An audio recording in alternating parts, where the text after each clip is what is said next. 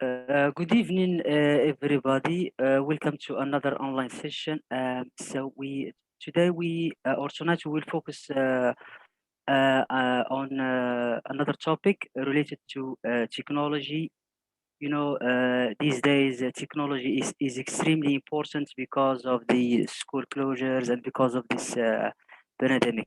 So we'll talk about more about technology with our guest speaker from Canada. I'm very excited to welcome Melissa Thompson from Canada. So Melissa is going to share with us her experience in this regard. So the title of the presentation is Technology Tools to Engage Students. You know that engaging students is not a piece of cake, especially online. We will enjoy the session with Melissa, and I will her introduce herself, and then we can start sharing the presentation. So welcome, Melissa. Welcome to Everyone Academy. Thank you so much. Thank you so much for having me. I'm really looking forward to sharing with you today. I'm going to start sharing my screen just so that we're all on the same page because I do have my presentation here. So yes, as Aziz said, we are talking about tech tools to engage students. And I just want to start first by telling you a little bit about myself. So my name is Melissa. Melissa, And here, oh, your camera is not showing. my Maybe. camera's not showing. So when I share my screen, it doesn't, Oh is it?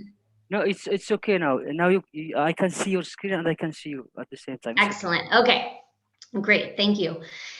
So Aziz and I met through Twitter, which is a really incredible tool. And so if you are not yet on Twitter, I do highly recommend in following me and connecting with me.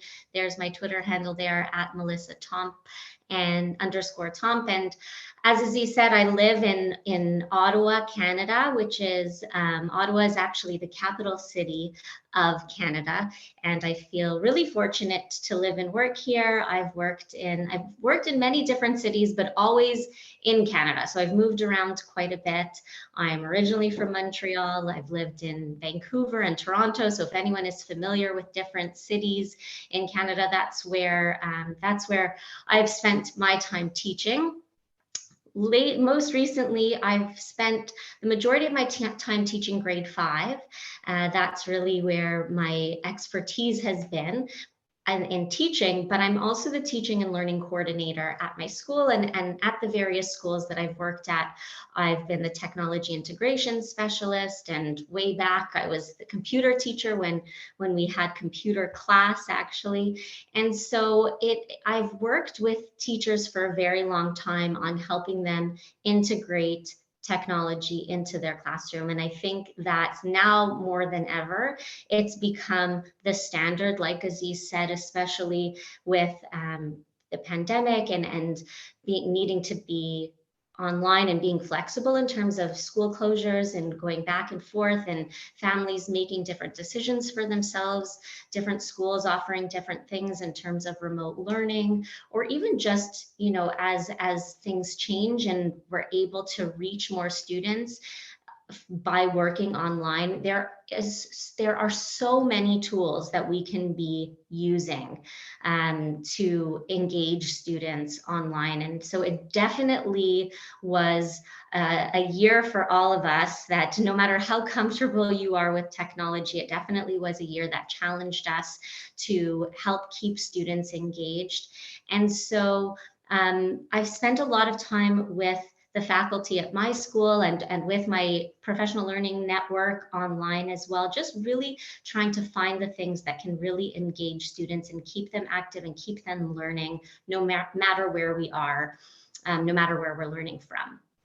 So that is a little bit about me, and the tools that I'm going to be sharing with you today are ones that really have stood out to me, and I'm going to get into that in a second. But what's really important is that to remember that technology is just a tool, right? It's not going to make, by using technology in your classroom, it's not going to make you a great teacher, but it's, as George Curro says here, it's the technology in the hands of great educators can be transformational. So it's really important for me whenever I'm talking to teachers about technology is that you're not just saying, oh, I need to use technology in my classroom because that's what the kids are going to like, or oh, that my principal wants me to use technology and so I have to just do it. It's about finding the right tool that works for you.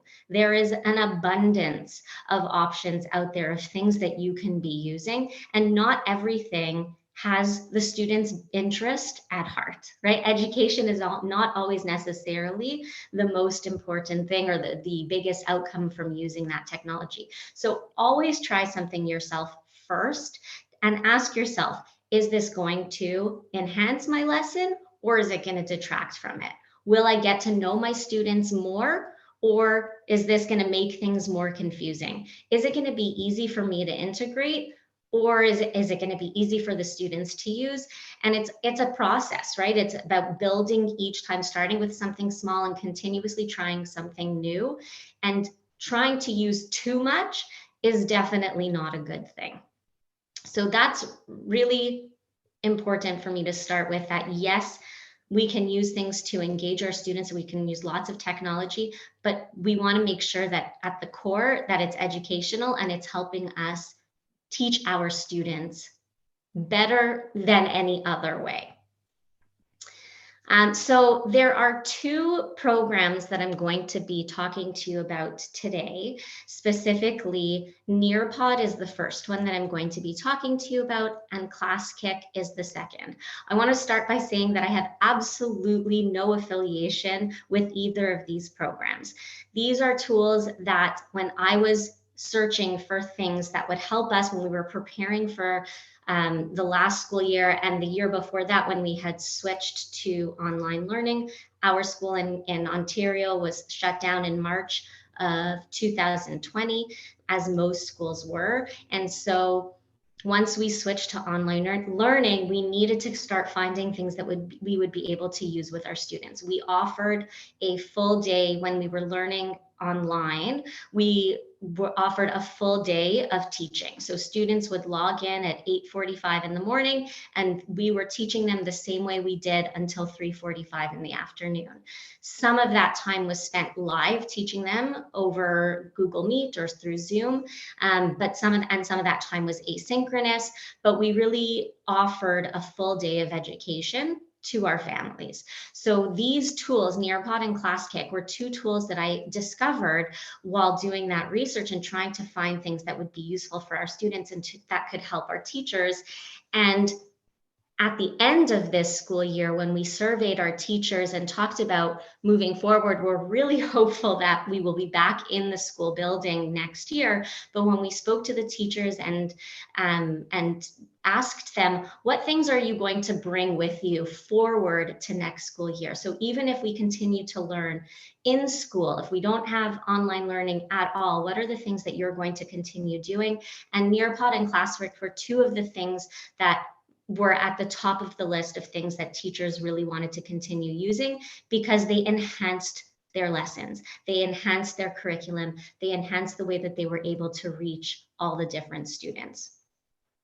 Once I give you kind of a little tutorial on those two, then I'll just give you a list of some other tech tools that I find useful that we use occasionally with our students. And I won't go into them in much detail, but I will be sharing this presentation with Aziz, and if you're able to share it out, I'm happy to share it with whoever may want it, to have that list that you can then explore a little bit more on your own, and then hopefully there'll be some time for some questions maybe in the chat. Aziz, I don't know if we're able to do that, but if there's any questions that people may have afterward. So I would love, I'm not sure what how you are watching this right now or how many participants we have viewing with us. But rather than me just talking at you and sharing, I would love to try making this. I'm talking about tech tools to engage students. And so I would love to try to engage you in this with me as well. So if you see on your screen, you can go to nearpod.com. If you're on a desktop, you can just open up a new tab, go to nearpod.com, and add in the code that's up in the top left-hand corner, the IJAK2. It's going to ask you, log in as a student, you would put in that code, and it would ask you for your name. You can use your real name if you want to. You don't have to. If you're on a tablet, you may lose us if you leave the Zoom app, and so you may not want to do that, and you can certainly follow along with me just by me presenting. But I really think that you would get the most out of this to really understand what you can do with this, and it will make our presentation a little bit more interesting if you can join. So if you go to nearpod.com and then log in IJAK2, and I'll give it a few seconds just to see if we have any participants, if anyone's going to join us for that. Otherwise, I will just share it on my screen from the student perspective so that we could really see, and I'll switch back and forth so that we can see the difference between the two. So I do have it open on another device for myself, just so that it is better if I can show you how students can interact. I'll give it a couple more seconds. I see down at the bottom that I have 2 participants, but I believe that's just myself. So I'll give it a few more seconds to see if anybody else joins us. Nearpod.com, and then, like I said, IJAK2. You don't need to use your real name if you don't want to. And if you were using this with the students, you could set those ground rules for yourself. All right, so this code is going to remain at the top of my screen. So if at any point you change your mind and you do want to join us, so again, nearpod.com, log in as a student, and you put in the code IJAK2. You would have to put in your name. You could just use your first name, and then you'll be joining in with us. So I'm going to keep going just for the sake of time, and you'll be able to see, I'm going to switch. So up here, you see that it says switch to student view. So I'm going to switch to student view just so that you're able to see right now what it would look like from a student's perspective. And as the teacher, I have shared this lesson with all of you as a live participation. So Nearpod does allow you to do it asynchronously, where students would work at their own pace, but because it's live participation, only I can control as we move from slide to slide. So I'm going to go to the next slide. And if you were following along with us, it would automatically switch to the next slide on your screen as well. So Nearpod is an interactive slideshow. It takes any slideshow that you may have, like a Google slideshow or PowerPoint, and it allows you to add on interactive activities. So you can just display your screen and teach students a concept or have a discussion about something, whether you're in class or not. You can put reading material that students, if they're working independently at their own pace, that they would need to read it.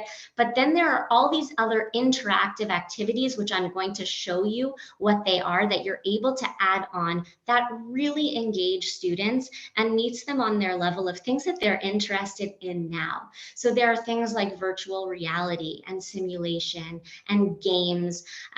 You can use it for many different purposes.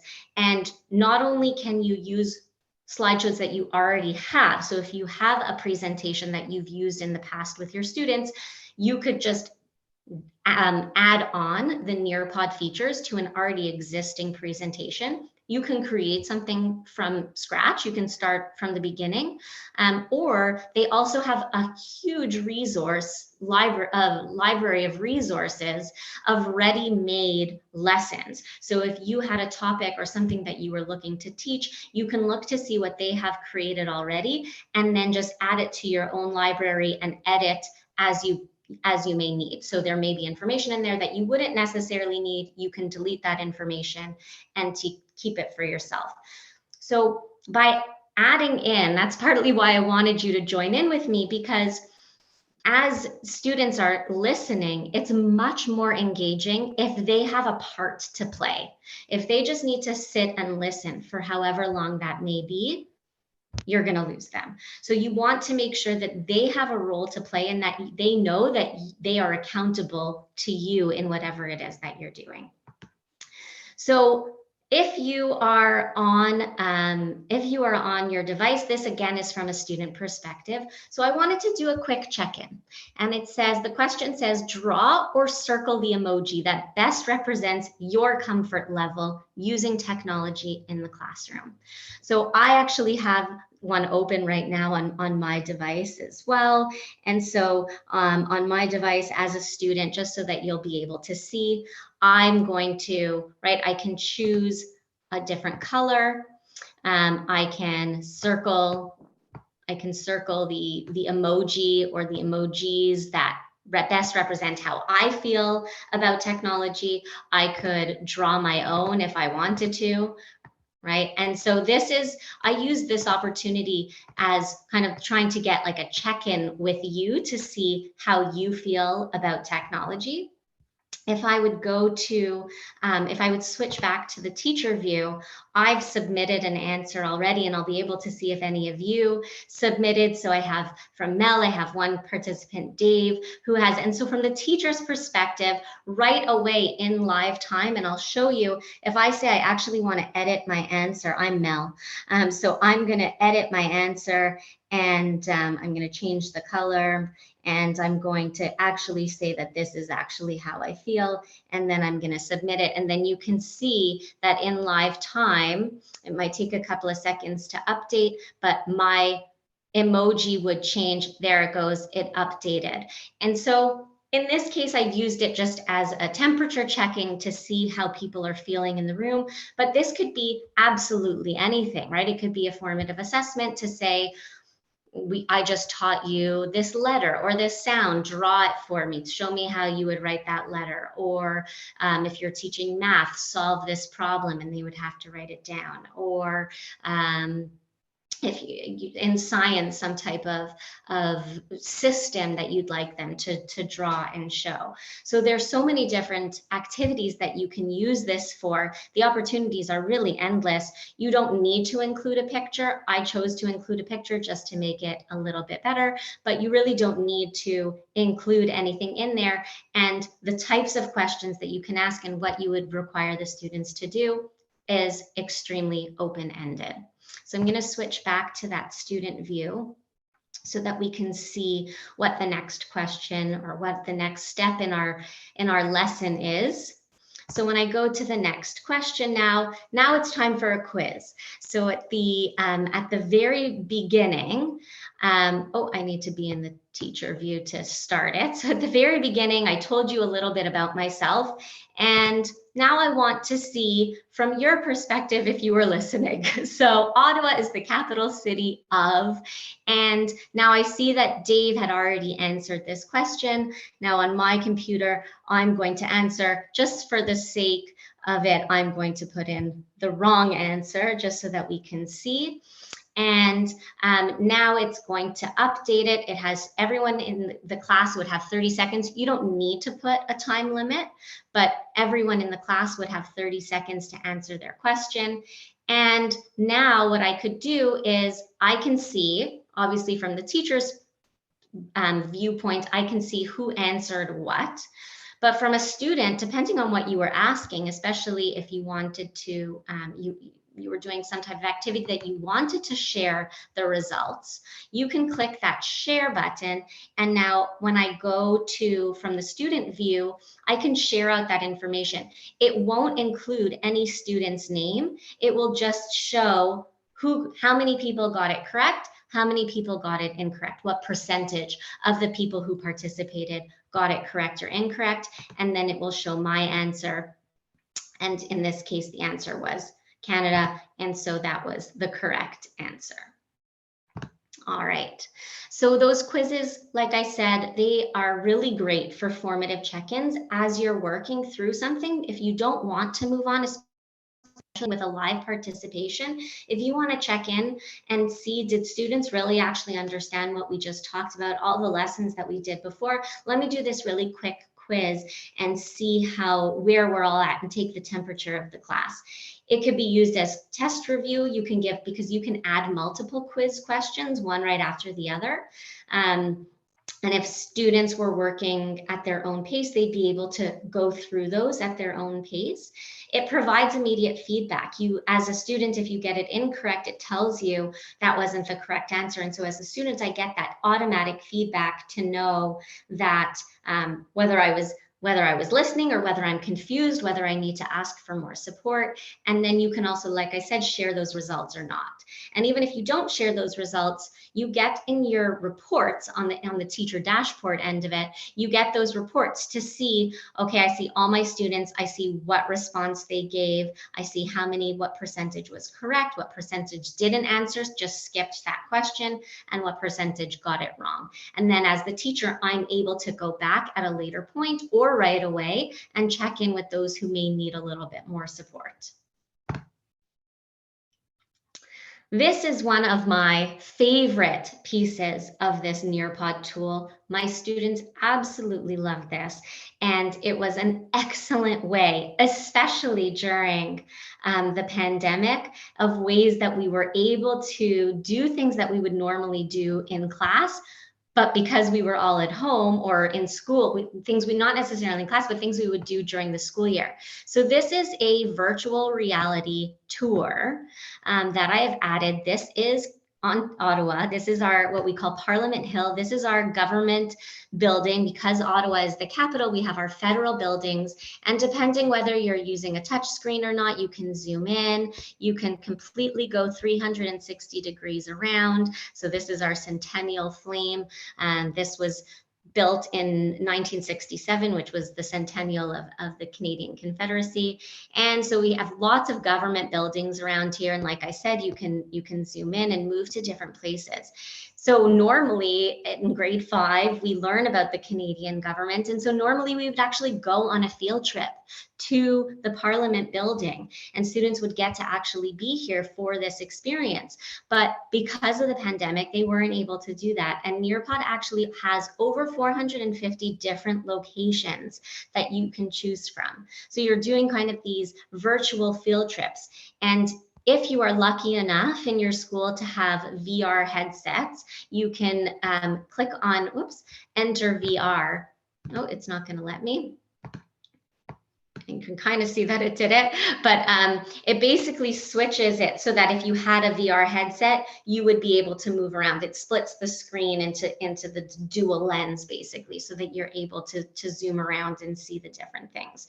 Now, the possibilities with what you could use these virtual field trips for is endless. Obviously, yes, you could go on a virtual field trip. You can go to a museum, you can go to a country, a city that you wouldn't necessarily be able to take all 35 or however many students you have. You wouldn't necessarily be able to go and do that trip. But students actually feel like they are in the place where they are, and you could turn it into a scavenger hunt that they need to find specific things. If you are doing a vocabulary in a different language, they may need to identify, right? You can go to a grocery store.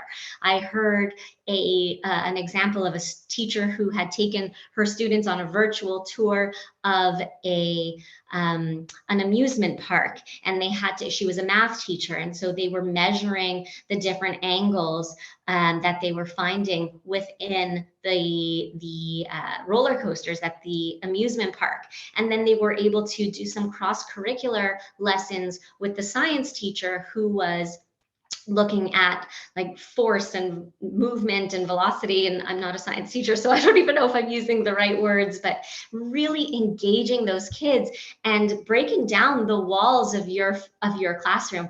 And that really is the gift of the technology that we currently have now, how large our world is, and the opportunities that we're able to offer our students, whether they're in our, no matter where they are, they can experience so much. So those virtual field trips are really something that my students absolutely loved. All right, so again, this one, we are going to have to, I would want to take a poll, but I don't think that we have many participants with us.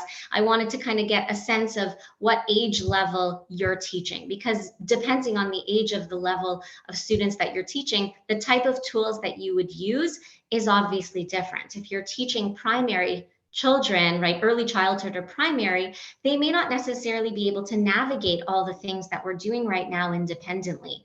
And so that's where I say that technology is a tool, but not every tool matches every student. So if it is even more work, if that learning curve for your students is way too much, that they can't read everything that you're writing, they can't use the mouse the same way to navigate through, then it's not the right tool. But if your students are older, then absolutely it's a great, this Nearpod would definitely be a tool that could be useful for you.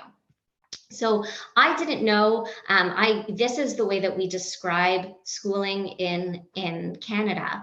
And I wasn't sure how, if it's the same breakdown in Morocco. And so I also included here, if you see, I was able to add a little piece of information. And if I click that, I don't know, actually, probably because it was, it opens up in a new tab, so you aren't able to necessarily see it right now. But that piece of information just talks about the levels of study in the Canadian school system. So I was able to add something, if in case you were like, oh, I'm not so sure, I'd like to read a little bit more to see what the equivalencies are. So for your students as well, if you wanted them to read a piece of text and then answer a question, you can include that reference media here for them to look at and before answering the question. So I teach elementary, but actually this year I'm also going to be teaching middle school. My school has now moved me. I'm going to be teaching grade 7 and 8 English. And so in this case with a poll, there is no correct answer. So a quiz beforehand, there was a correct answer, but because it's a poll, I'm able to change the settings so that students can select more than one response if they wanted. And then again, from the teacher's perspective, just so that you can see, you do have those same, you still do have those same capabilities as you do with the quizzes as well. So I'm able to see, as students submit their responses, I'm able to see what they have shared, and I'm able to share out those results as well, so that again, from the student perspective, they could see. And so if you are teaching older students, if you are teaching online and you want to develop that sense of community, it's so hard, but yet so important when we're teaching online virtually to students who aren't necessarily getting to interact with each other, that we build a sense of community and find those similarities and help students see those similarities so that they feel comfortable to share. Well, this is a great way to kind of show that, right, and share out these results. And it doesn't reveal who said what, so it gives that privacy piece to students if they need it or they want it, but it does allow them to say, hey, you know what, actually I'm not alone here. There are some other people here who may be like me and may think like me. So they're just reiterating, it enables students to select more than one response. You can add images or videos or reference media, and you can share that feedback with the class. Now, I'm not sure if you knew this or not, but in Canada, our two official languages are French and English. And I know that in Morocco, you speak French as well. And many of you, I believe, are English as a second language teachers. And so the vast majority of our students across the country learn at least two languages.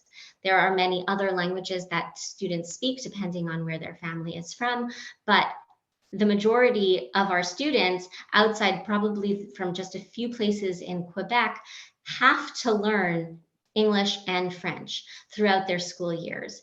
And so basically, 50% of our teachers are second language instructors as well. So at my school, we do have second language instructors. And like I said to you before, during this time, it was really our language instructors who really felt that they got the most out of these tools. So this is a tool that is within Nearpod again, that really again allows the students to interact and do something all within the same lesson. So this is a fill in the blank, and I tried to make it a little bit more of a language depending again on the age of your students. I just typed in the sentences, and then I was able to click on the words that I wanted to disappear, and they show up in a word bank at the bottom. So I blank soccer every day after school. I would need to choose the one that makes the most sense. So I play, I would drag it and just drop it in. I blank my bed in the morning. I make my bed in the morning. My cat likes to sleep on the couch. And just for to see the difference, don't you want to play catch? And I do like spinach. Now those questions, those sentences actually make sense, right? Don't you want to play catch? And I do like spinach. It makes sense, but because of my capitalization, I'm able to see that those are incorrect. And so when I would press done, it would tell me right away, you got 3 out of the 5 answers correct. And so I would know that I'd need to go back and edit that. I could try again. And then from the teacher's perspective, it would show me also the scores of how my students did. So because I'm showing you from my computer, it doesn't show, I didn't do it on here, but here I'll just do there. I got 0 out of 5. And so now Mel's score is going to update, and you'll see that I got 0 out of 5. All right, so that's one thing that's built in, and I made those sentences myself. Now, another option, like I said earlier, is that Nearpod has tons of engaging lessons and activities to choose from. So this is another one where you have to match the homophone with its meaning. So these would be, again, a language. This is something that may be really too difficult depending on the age of the students that you're teaching. But these are what I like to call with my students the confusables, because they sound the same. They're homophones, so they sound the same, but they're spelled differently. And so this was something that I did not edit. I found this kind of activity, matching activity, right within the Nearpod lessons. I could have edited these. I could have removed some. I could have changed the definition, but belonging to a group of people, it is there, right? And then it tells me right away whether I got it correct or not. Refers to a place or position. Well, I'm going to get this one wrong. I'm going to say it's there. And oh, they tell me that I got it wrong. And so I may need to try again. So formative check-in. Right away, you're getting to see, what do my students understand? Are they, maybe you taught some of these homophones before the lesson, and then right away you can match vocabulary to pictures because you could create it yourself. So the options are endless, and it could all be within one lesson. So you can do a fill in the blank, you can do a match, you can do a drawing activity. All the different tools can be used. And so they're quick activities also. Students, when they need to sit for a really long time, or they need to spend a lot of time on the same activity, they're going to lose their concentration. They're not going to want to participate. Their attention, not their, but you're going to lose them. And so these shorter activities throughout, constantly changing, is a great way to keep them engaged and check their understanding in different ways.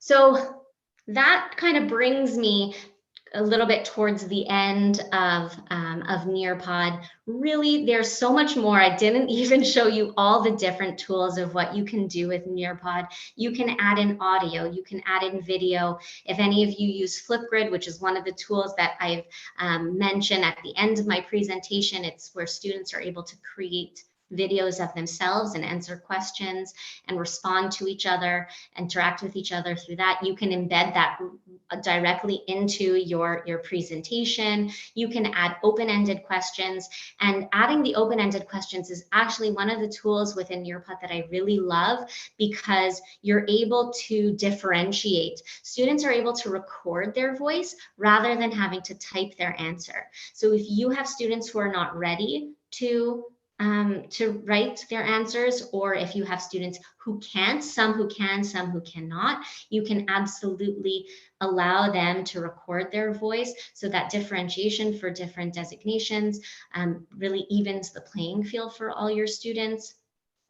PhET simulations are specific simulations for math and for science, and you can select the age and the grade level, the subject matter and the age level, and they'll give you ones that already exist, and so many more.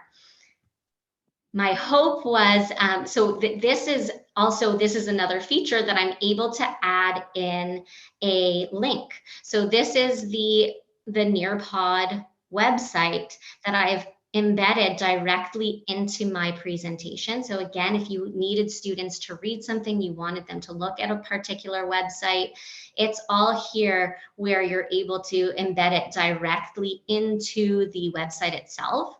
And I will say that Nearpod has a free version. I'll just go to that page quickly. Like I told you at the beginning, I have absolutely no affiliation with Nearpod. I started using this before my school decided to invest in it. And with the free version, you get a lot. And I was able to use this with my students without having an account or paying for anything, that I was able to use enough. You have a limit in the amount of lessons that you can create and store in their library, but because it's integrated with Google Slides or with PowerPoint, you can save those for yourself, and then you always have those lessons. And the reports that you get of the students, you can export those, and so you have that information for yourself of the information that you would need. So if you wanted to learn more, they have so many resources of things teaching you how to do things. They have a full library of videos, and they do lots of webinars. Last summer, I actually participated in their webinar because I was wanting to implement this with my students. And there's Facebook groups for Nearpod, and the community is so exceptionally supportive. So you can see here, looking for on-demand webinars, you can see the full library here. Again, I was hoping that more of us would be in here, but you can see it says, what parts of Nearpod appeal to you? How can you see yourself using this with your students? So I was hoping we would have some participation, but I'll do one from my phone just so that you can see how it shows up. I've just put in a comment, and very soon, hopefully, it will show up here. I'm just going to make sure that I've set it on the teacher view, that I've given here. Would you like to approve student comments before they post? No, I don't need to approve them. If you did want to, if you wanted to moderate what students were posting on this collaborative board. So here it says, Mel said, I love it, right? That hopefully you're going to get some better comments from students than that. And then students are able to interact with each other. You can like somebody else's comment, and you can put something else.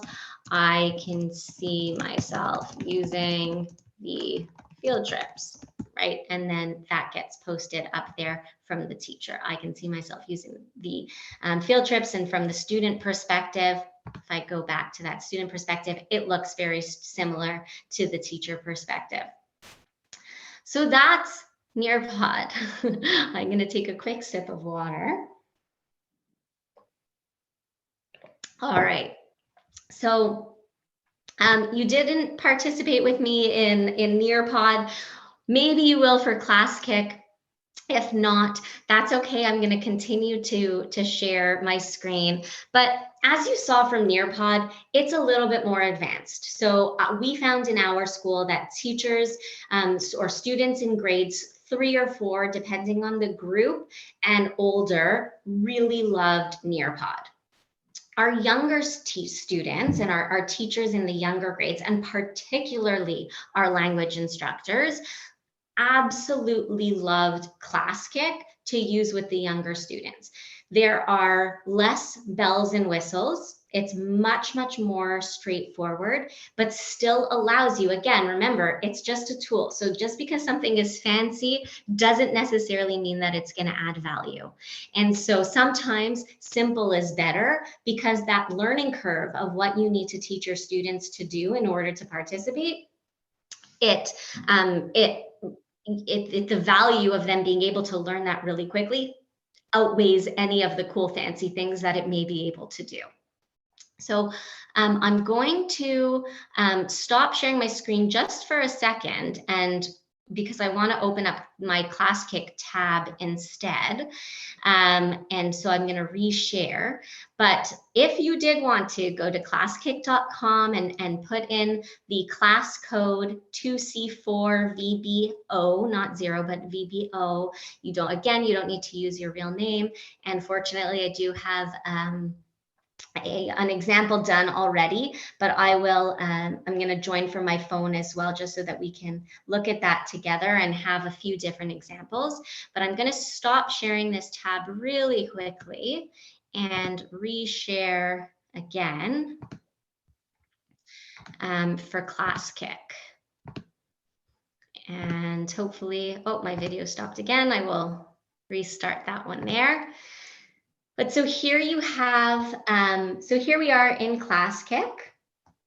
And if you are working on an iPad or a tablet, you may need to get the app. The app itself is free, but this is what it looks like, right? So this, I cheated a little bit for this part. I didn't create this, this lesson, and I did that on purpose because I wanted to show you some of the things that exist as part of their library of tools and lessons that they have. So this is just to figure out how ClassKick works and what the different options are. And with this, as we go through, I will share some of the examples of what I and my colleagues, how we use this. So Melissa, yeah. we can't see you. Okay. You Yeah. can't see me again? No. Now I can see you. Do you have the code? I can share it with people in the comments. You have the code for the Yes. class? So the code is, sorry, here I'll go back here. The code is, where did it go?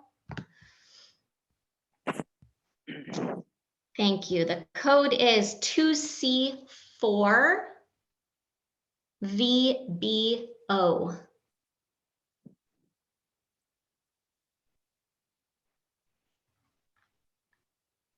To C4. Yeah, here, why don't I add it here? I'll show you right now.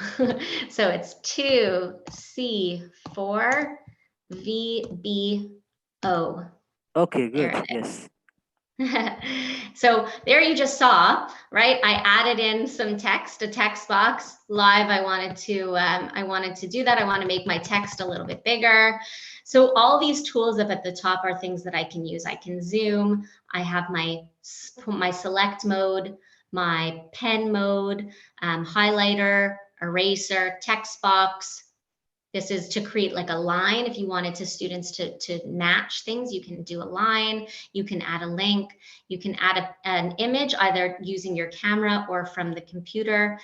You can add audio. That's going to be huge, especially we found for our language instructors. And you can create manipulatives. This is from the teacher's perspective. So the students don't necessarily have add manipulative. They don't necessarily have add multiple choice, and they don't have the add sticker, just because that's that would be something that the teacher would be assigning to them, and then they would be interacting with it.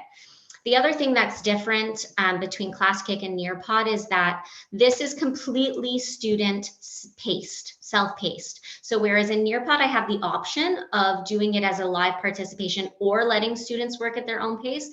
When they're in ClassKick, they can see everything that you've shared. So if you joined in as a student, you would be able to see all 8 of my slides. You can kind of go through them at your own pace.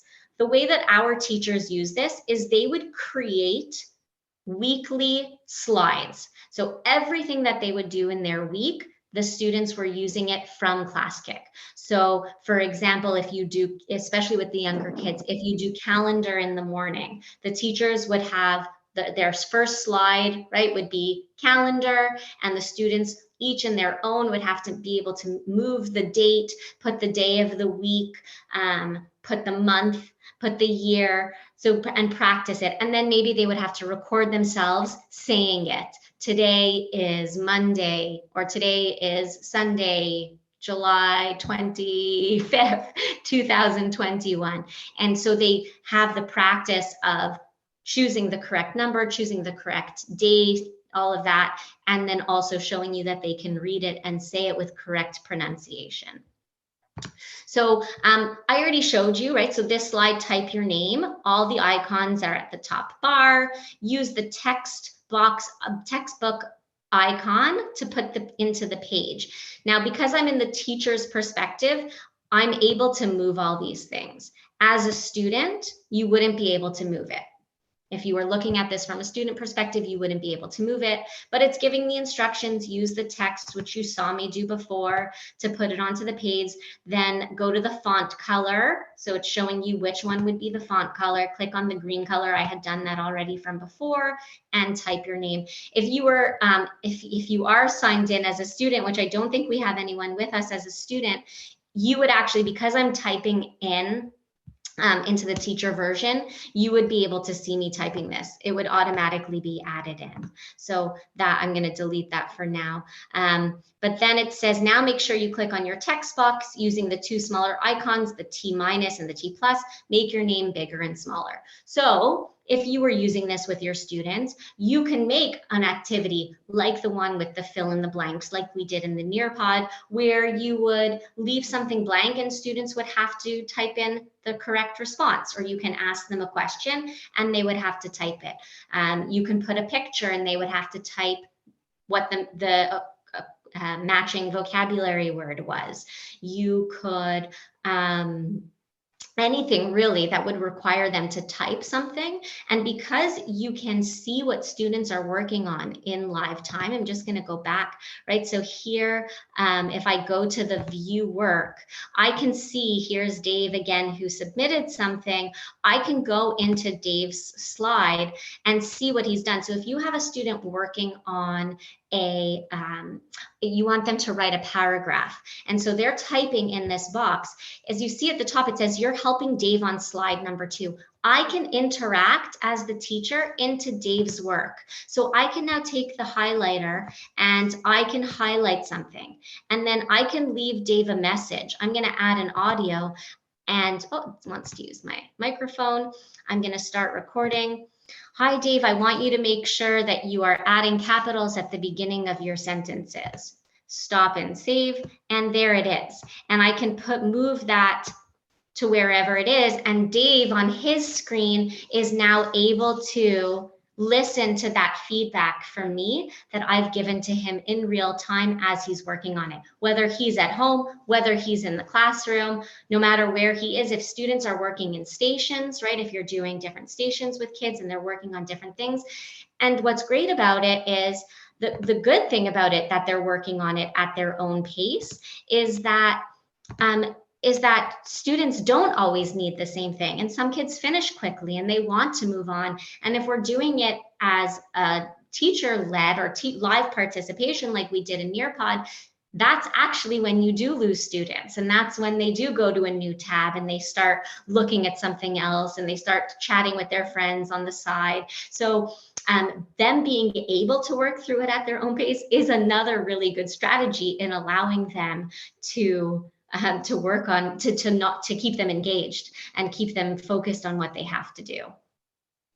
Another tool is, we said we have the writing tool. Now, if students are working on desktop, using the writing tool is going to be really hard, right? If you're touch screen, it's much easier, right? There we go. I'm able to with my touch screen, but if I try to use my my mouse, it would be a lot harder. It would be a lot more frustrating. So again, just because that tool exists doesn't necessarily mean you have to use it. If it's going to cause more frustration, you don't want to include something. But using the pen might be something that that could be helpful if you want them to circle something, if you want them to draw a line, if you want them to, if they do have tablets, then touch screen and using their finger is really great. And so it might be easier for them than having to type something, right? If they don't have an external keyboard. So that's something that's really great for them to be doing. Highlighting, I showed it to you already from the teacher's perspective, but from the students, you can require the students to highlight certain things. We had a teacher who normally does like an end of year celebration with her students where the parents come in and they put on a play in the languages in French, showing them what they've learned throughout the school year. And so because they weren't able to do that, we were learning from home at the end of the school year. She shared the script through ClassKick, and then on each student's lesson, because they're all getting their own copy of this, they were able to highlight their own parts. Now that's not an academic, that's not necessarily academic, but it helps draw their attention to something. But if you're teaching note-taking, or again, you're learning about nouns, or you're learning verbs, and you give them a passage and you want them to highlight all the verbs, or you want them to highlight all the feminine nouns or pronouns, whatever it is that you're doing, depending on the language, obviously, you can do that and they can use that tool. And it's so simple.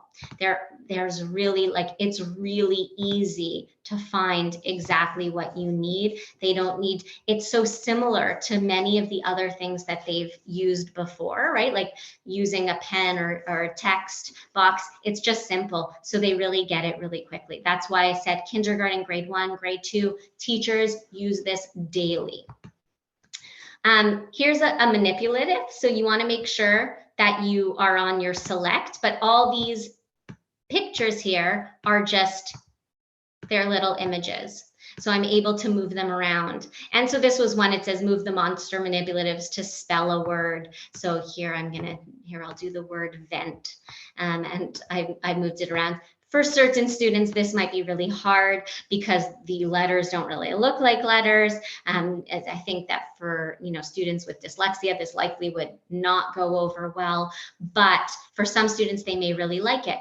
But using manipulatives, right? If you think about so many of the workbooks that we have, anything that's like cut and paste, well, you can do it now here. And then you have a copy of it. Students don't need to print, they don't need to have a printer, right? If you needed to share something with students, they don't need to print it out and then cut it out and then paste it. If that's the skill, right? There's value in those kinds of lessons. If we're teaching students about if not about, but we want them to develop their fine motor skills. Cutting has absolute value, and pasting something in the correct spot absolutely has value. But in a world where they may not necessarily be able to be in the classroom, they may not have a printer where they're able to print that out. They may not have scissors on hand, or if they're very young, they may not be capable yet of cutting, even though we want them to develop it. For the sake of the lesson, if that's what we were practicing, then using the manipulatives here works really well. So learning the alphabet, putting the alphabet in order, putting things in alphabetical order, any of the lessons that you would do, this allows you to do that. And once you have them in your bank, you're able to use those manipulatives. Insert a voice recording. So this is the one that, as I was kind of talking to you through, you saw how as a teacher, the voice recording was really great. I was able to provide feedback, especially for a student who may not necessarily be able to read yet. You may want to leave them that, or just for convenience sake.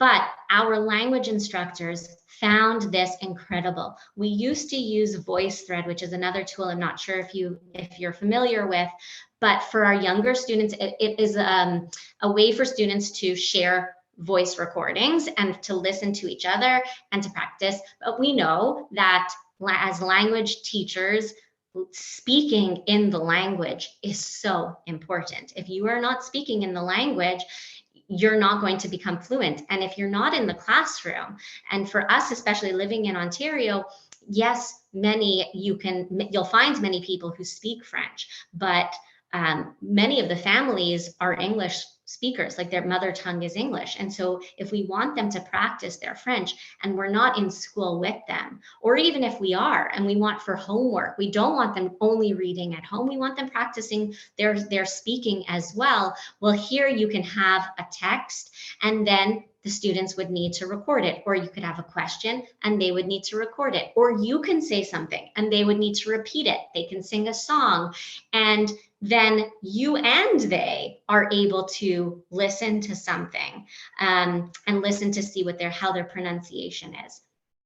Teachers use this even for explanations, right? So if you're using this and students are working at their own pace and they get to a page and they say, I don't know what to do here, as the teacher, you can insert a recording with the instructions. So again, that differentiation for students who may not necessarily be able to read or need the oral communication, they need it to hear it in order to properly understand, you can add that in, and it was great. Like that this tool is amazing just for the voice recording, the ability to voice record, because in regular slideshows and things like that, you're really not able to do that very well. Next, there's the insert a picture. So again, students can add in something from their computer, or they can take a picture. Oftentimes, because we were in school for a short period of time and then we sent the students home, we were anticipating it and we were prepared for it. So teachers would send workbooks home with students. So they have the books that they would be using, their language instruction books, their grammar books, whatever it is. And so then, especially for copyright purposes, you couldn't necessarily just take and put the whole page on this screen, right? You're not allowed to make a copy of it. But what students would do is they would fill out their work in their book, which again, for the younger students, we want them using pen and paper. We don't want them to only be doing everything on the computer. And so they were able to do something on paper, and then they would hold up their book, and they got really good at this, and take a picture of their work. And then the teacher had everything in one place. So they were able to do everything that they needed.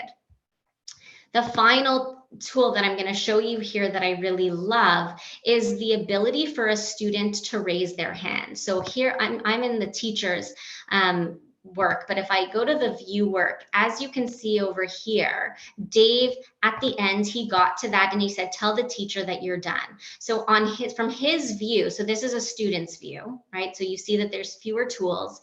Dave has the ability here to raise his hand. So you can, as the teacher, I can put the hand down.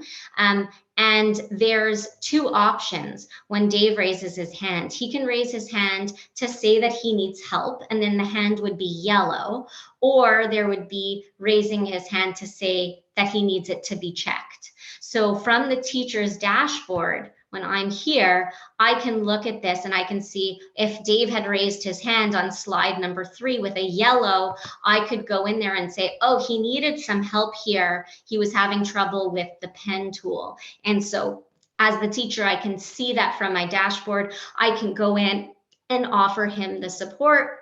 He could have left me a voice recording with his question. I can then respond back to him. Or he can tell me that he's done, right? Saying, I'm ready for you to check it. And so just at a glance, I'm able to see, oh, okay, Dave finished his work. I'm gonna go back and I know I need to check it. And as soon as I've checked it, I can then put the hand down, right? So I know for myself, okay, I've checked this. Dave is good. I don't need to join him. The last thing I want to show you is that if Dave did a really good job, and I'm really proud of the work that he did, or not.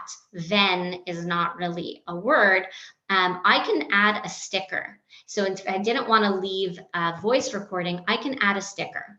And these were ones that were already there. Use evidence to support your claim, go back to the passage and find an answer, restate the part of the question, right? Or just a well done, or I can add a new sticker and I can say, check again, and I can change the image to maybe I want to put it as a flag, or maybe I want to put it as a magnifying glass, and I'm going to save it and I'm going to add that sticker in. I check the one that I want and I just put it right in. And so here it is. I'm saying to Dave, oh, you know what? You need to check that word again. I'm not sure that that actually makes sense. So please go back and just check that. And so Dave could then know to go back and to put it in to make sure that he has that he's put in the right thing. So from a student perspective, this one is much more user friendly. It still has great value, and like I said, younger students and even in the older grades, our French teachers really loved that voice recording piece, that they were able to listen and assess the students when they're not in class with them. It really gave them a great opportunity to hear them speaking, hear them reading in their second language, and be able to assess them.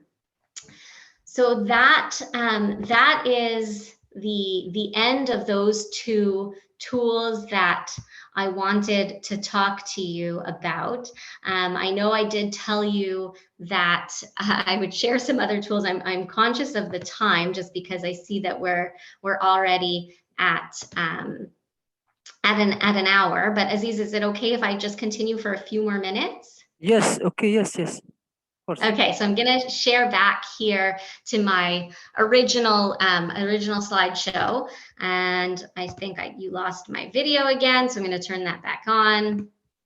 So here, I'm just going to share a couple of other tools. Like I said, I'm going to share this slideshow with you, so don't feel you need to write these down if you haven't. But this is a list of tech tools, kind of weeded out and selected the best ones of the ones that myself and the teachers in my school absolutely love, and that the students love. The reason we love them is because the kids love them. We found that the students haven't gotten sick of them, right? When you know that if you take out a tool to use and the kids say, oh, not again, then it's not the right one. You need to find something else. And there's so much out there. We're so lucky that we have so much at our disposal. But I'll quickly, Flipgrid I mentioned earlier is a video recording where I'm not going to do it justice. I could do a whole session just on Flipgrid, but where kids can do video recordings of themselves. They can make tutorials of things. They can share it and see it with each other and comment on each other's. Quizlet, quizzes, Booklet, and actually Kahoot, which is further down on the list. Those are all similar, and even WordWall as well. Those are more like quizzes, flashcards, games, more like games where you can practice different things that you're learning in class. TeacherMate and Wiser are similar to each other in that they are creating like an interactive worksheet. So if you had a worksheet that you've done before, you put it into TeacherMate or Wiser and make it interactive, so that again, if students can't print out something, that they can fill it out online. Book Creator allows students to create their own books and illustrate them. They can add voice recording and they can publish them and share them out. ThingLink is really cool. It's taking an image and creating almost like just creating an interactive image. It adds points wherever you want them to with pop-up information. So if kids need to describe something for some way and they have a static image, they can make it interactive with information. Padlet is very similar to that collaborative board that we did in Nearpod, but it's in an external location where students can add information. They can add links to things. They can add comments on each other's. Canva, if you don't have Canva and haven't used Canva, they offer free educational accounts, which basically gives you their pro version. And you could make the most beautiful graphics, infographics, posters, they are so beautiful. Invitations, like really for anything, and you have access through the education account to all their pro graphics of things and like images and manipulatives. So those are really great. Goose Chase is a virtual scavenger hunt. So you can give kids tasks, challenges, and they need to, using a device, obviously, it's best with an iPad or a phone or a tablet or a phone. They have to find evidence of it and either record a video or take a picture of it. And it is so much fun. Co-Spaces EDU is a virtual reality where kids create their own virtual reality spaces. So they choose their background, they can add in images, and then you can actually, if you have the VR headsets, they can actually move through their own virtual world that they've created. They can add text. We've used that a lot when teachers have taught, our language teachers have taught about locations where they may speak that language, right? Or you're learning about some place, they would create that world and then describe it inside. Breakout EDU is, you can do this with, you can do breakout rooms, virtual breakout rooms, or you can also, they have these breakout EDU that go along with their packaging, but they, it's really fun. Kids love escape room. It's like an escape room, and they have challenges and locks that they need to figure out and codes in order to break out. Edpuzzle is really great for flipped classroom, where you can create video and pause and ask questions along the way. So if any of you are familiar with flipped classrooms, where they do kind of the learning at home and then you do the practice in school, Edpuzzle is a really great tool to use for that. Story Dice is great for any language that you may teach, because it's literally just dice with pictures on it. And so you can roll the dice, and then students need to create a story. And so it is not English or French or any other language specific, because it's just pictures. Kahoot and Wordwall I talked about, and Swiggle is one that I just discovered that I find really cool, because you know those instructional videos that you sometimes see where the hand is kind of drawing the what you're talking about. It's almost like a cartoon and it moves all over the page. Well, you can upload a script and it will automatically turn it into a hand-drawn story interactive thing. So the kids love that one, and I personally love that one too. So those are my favorite tools, in addition to ClassKick and Nearpod. I know I could really talk about this topic forever. It's something that I'm really passionate about.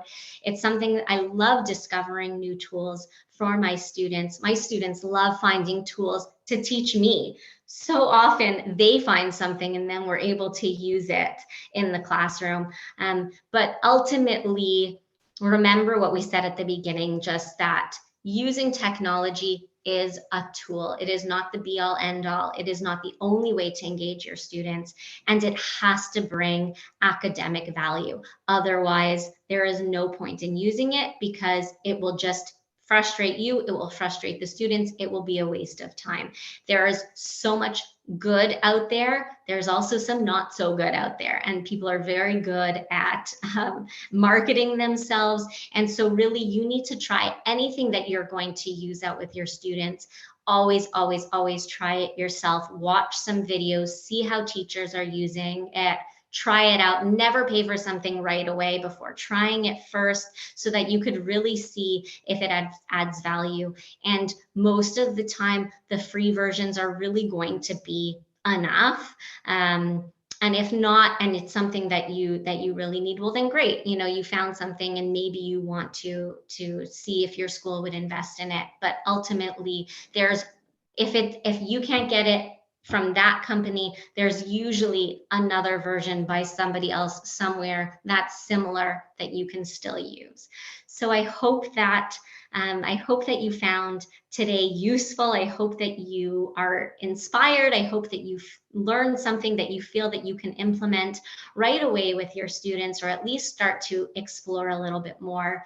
Like I said, all of these tools, Nearpod, ClassKick, and then all of the ones that are listed here, their websites are so informative and have video tutorials and things to help you if you aren't sure how to use it. So you could always find things on YouTube as well that you can find useful to help you with it. But think about if you are excited, your students will be excited. So if you find it interesting and cool, and exciting, then your students will feed off of that, and hopefully they will be excited by it as well. So that is all I have for right now. And Aziz, I don't know if there are any questions or anything that you'd like me to still talk about. Yes, before I move to the questions and comments from the audience, I will try. I will really create an account in Nearpod and the other one. Class Uh, Kick. yes, Classic. Nearpod is really great. It's full of great features, It's especially amazing. the perspectives. Both we have both two perspectives. We have the teachers and the students' perspective. And there Yes. is also, as you said, there is a temperature check-in. You can check this through emojis, the comfort level using technology. Uh, it's really great. So my question about Nearpod, uh, is it like a learning management system, or is it only used to create interactive lessons for teachers? Just for interactive lessons. You can see all the work from your students, but only the work of your students that they've done in Nearpod. So it's not a learning management system in that you wouldn't see what they've done elsewhere, only for the lessons that you've done with Nearpod. Okay, so you can invite your students. You can have a class. So in Nearpod, you don't have a class. In Nearpod, you just share each lesson with them. In ClassKick, you create a class.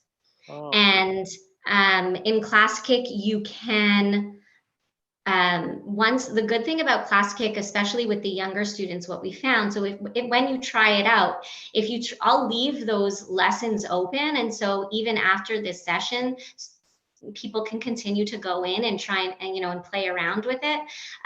You can join as many times, right? So you can go in and now and type your name as Aziz. You can go in and type your name as Bob or whatever it is, and you can continue going in as somebody else.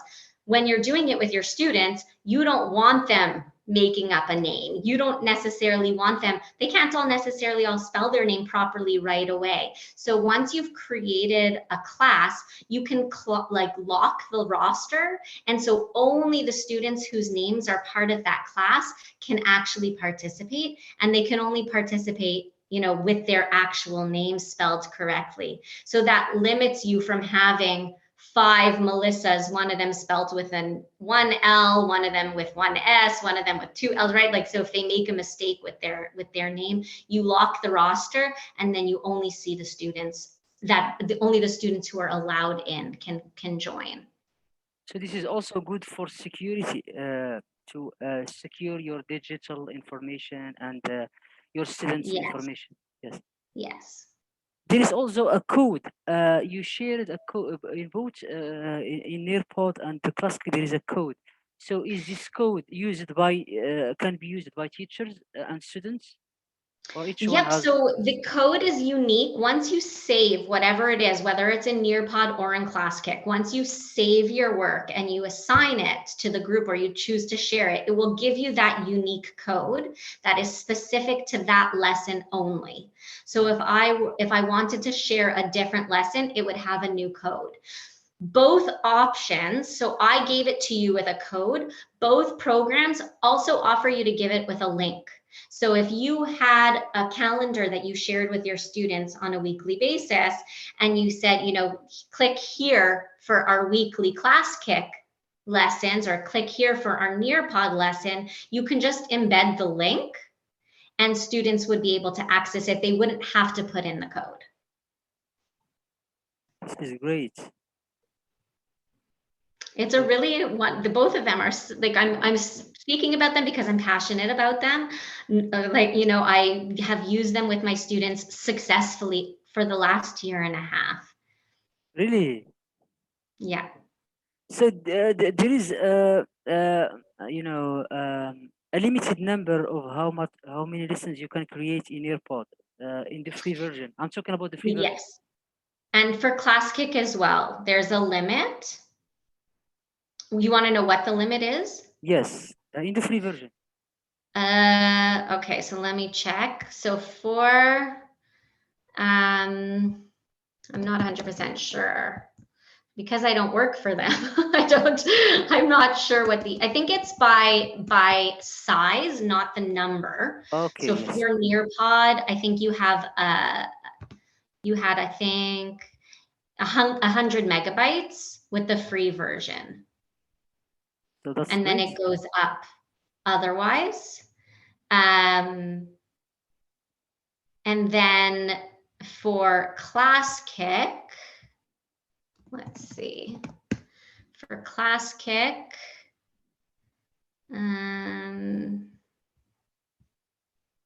just looking here.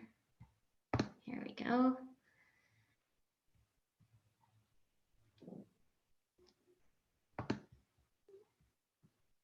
So for ClassKick, you can have 20 assignments for ClassKick. Oh, so in ClassKick 20 assignments, and in Nearpod it's 100 megabytes, right? Yeah, yeah. Okay. So ClassKick is only for assignments. For example, in writing, spelling, highlighting things like that, voice recording. There is also the possibility to insert a picture, as you said. Yes. And in Nearpod, we can also integrate other tools like Flipgrid. Exactly. Yes. Is there a difference Nearpod, between Quizlet and quizzes? You mentioned Quizlet and quizzes. yeah. They're, so let me specifically pull that up just so I can tell you a little bit more the difference between them. But so Quizlet is it's flashcards, study, and game modes. Like it's basically tools to help them study. That's what Quizlet is.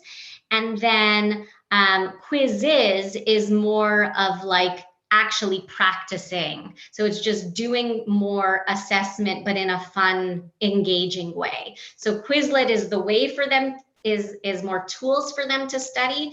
And then Quizzes is an actual, more of like an actual quiz, but a little bit more fun and engaging. Okay. But they are both great. So Yes, that's really interesting. Do you want to answer some questions from the audience? Some comments? absolutely, for sure. Okay. There is a comment here that said that parents don't trust online teaching. What do you think about It's, this? I mean, it's hard to say. I guess in terms of what you mean by they don't trust online teaching, as if they don't want you using the technology, you think, or they don't want students learning virtually. Maybe the comment it means that they don't have they need certain training in these tools like teachers themselves, because they want to monitor their kids, and maybe they need training. That's why some of them don't really know what's going on there. Because if you say that I am teaching your students online, because some of them are scared, some of them.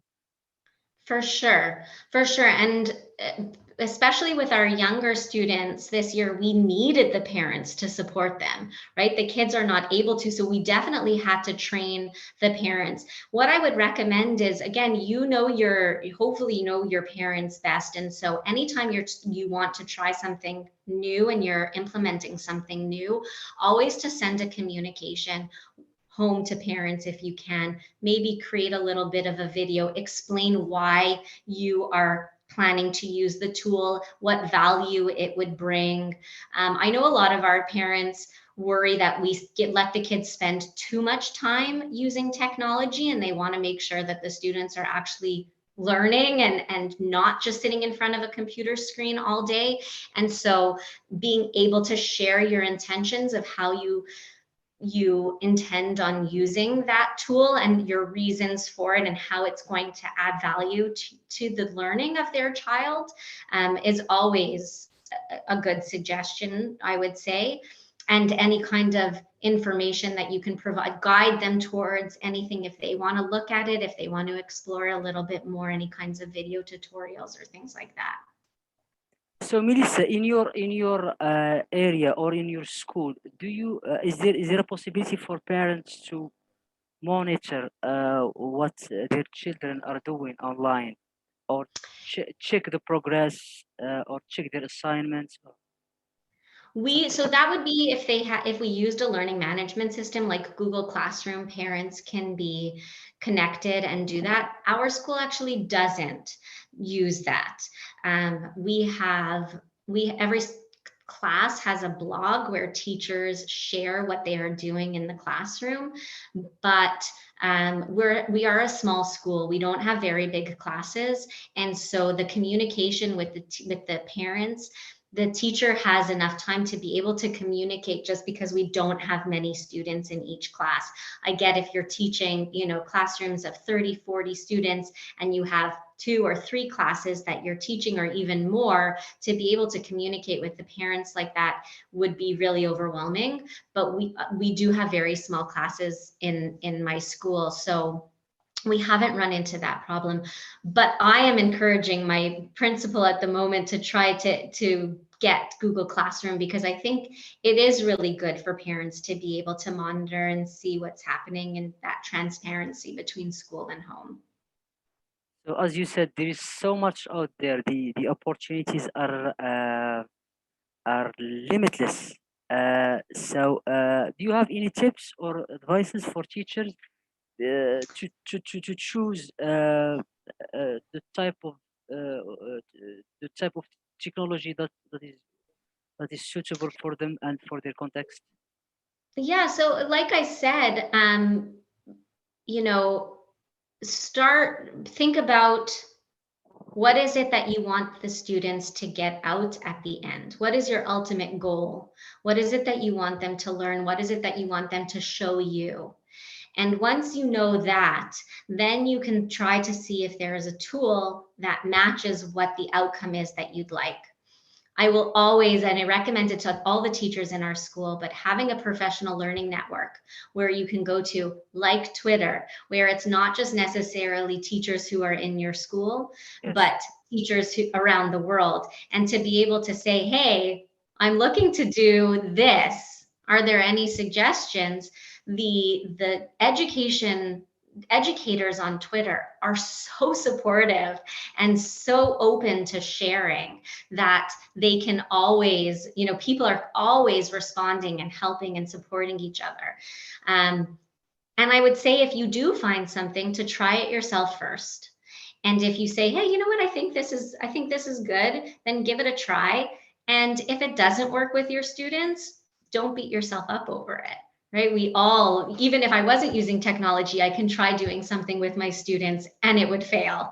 That's part of teaching, that we think we have these really great, wonderful ideas and they don't always necessarily work. So you try it with your students, and if it doesn't work, you can decide, okay, was there any value, anything I can learn from that? Do I want to give it a try again?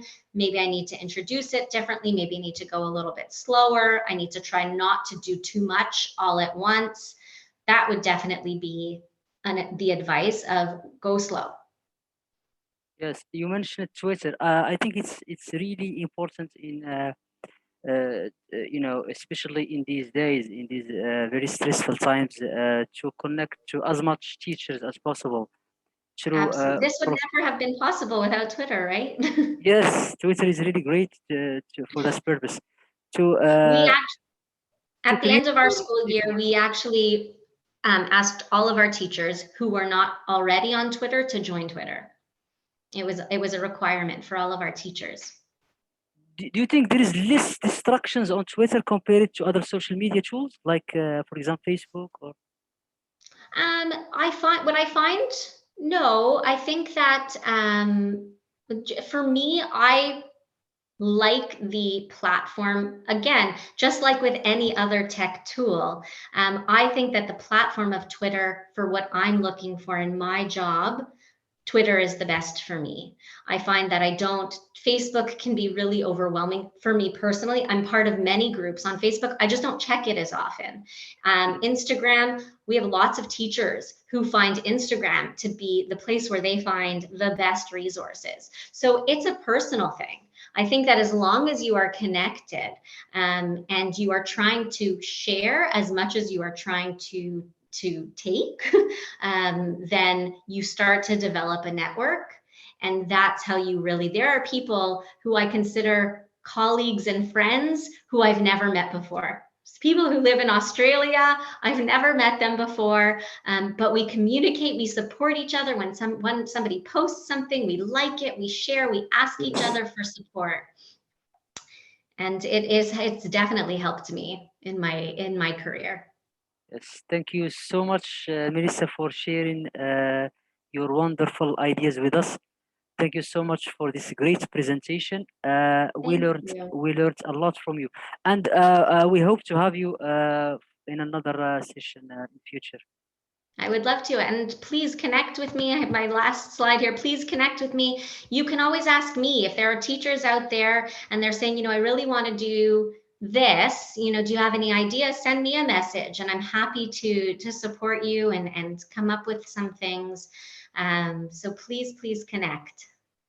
Yes. Good. So, do you have any final comment or idea for everyone academy audience before we close the session?